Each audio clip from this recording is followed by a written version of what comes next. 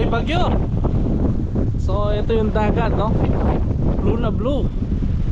Dinaig pa ang Boracay sa kulay ng dagat. Wala pollution. Ito yung bundok nila, no? Ano to? Parang yung ano yata to, bossing eh. Di ba yung bahay yung nilalagay sa ano? Ilog sa amin? Ay, bubon. Oo. Ito yung ano sir, daan na papuntang Baler. Kaya lang hindi ka pumatag. Ah, baler? Oo. Ah, Tagal na ng Baler yan. Binubutas pa lang na yung bundok. okay. Baler ako. So ito yung mga gwapo ng magalang, no? Napadpad ng Dingalan. Yan. Ewan ko kung hindi kami uwi ngayon, kung makaka-uwi pa kami sa bahay namin bukas.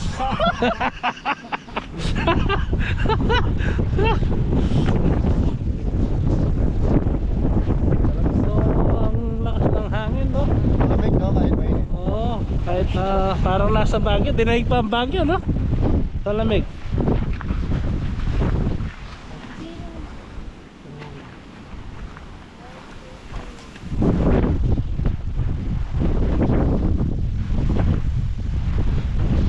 Kamay, 1, 2, 3, go. Kaway! Okay, kamay. Yes sir, babalik yan.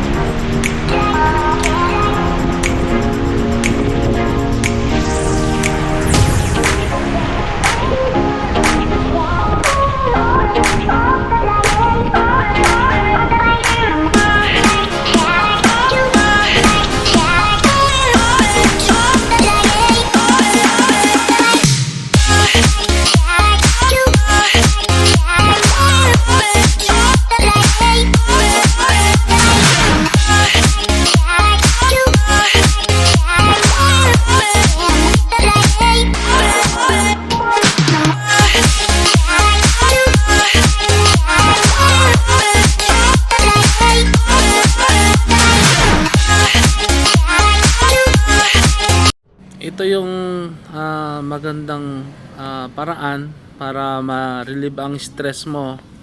Para sa akin, ang pagbumotor is nakaka-relieve ng stress, no? Unang-una na-enjoy mo yung nature, lalo na pag nagpunta kang like Aurora, yan, Tarlac. So ang dami mo nakakasabay na mga riders, no? hindi mo namamalayan, ang bilis lang ng biyahe, no? Dahil sa ini-enjoy mo lang siya, at na-amaze ka sa mga dinadaanan mo.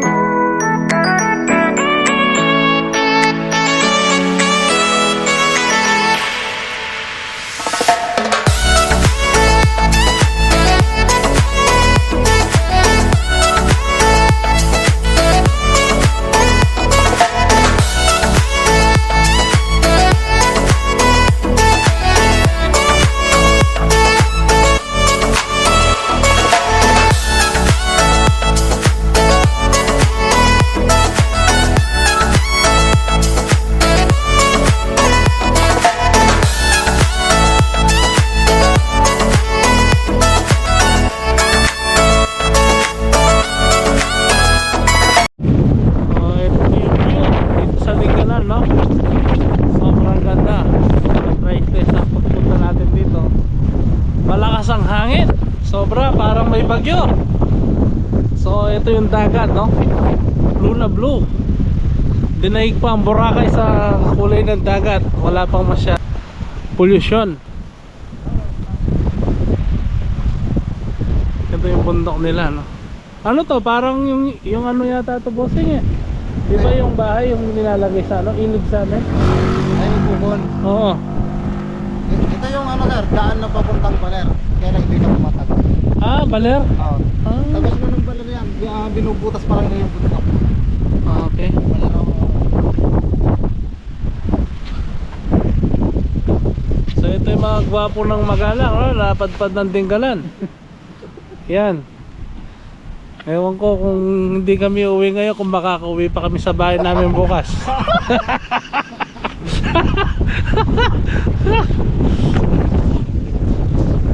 So ang lakas ng hangin, no? Malamig no, kahit mainit. Oo, kahit parang nasa Baguio, dinaig pa ang Baguio, no? Sa lamig.